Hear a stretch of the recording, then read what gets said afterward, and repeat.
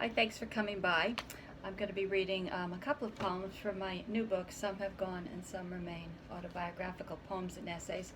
This is called A Tumor, Not a Cyst.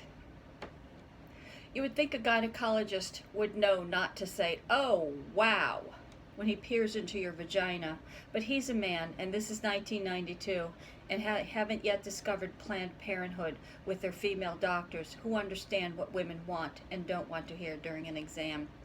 "You have a mass," he announces without finesse, without realizing that my insides are suddenly squeezed tight to make room for the great big terror that now fills me. "You'll need to have a biopsy to find out if it's cancer. I've seen girls younger than you, they're fine 1 minute, and they have a mass like this, and they're dead in a year."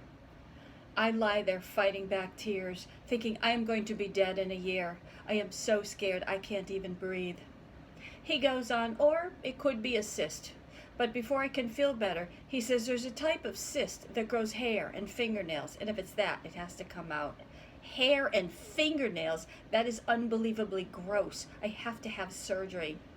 Finally, the fucker says, "Actually, it's probably a fibroid tumor. They're really common in girls your age. If it's a fibroid, you don't have to have it out. It will go away eventually."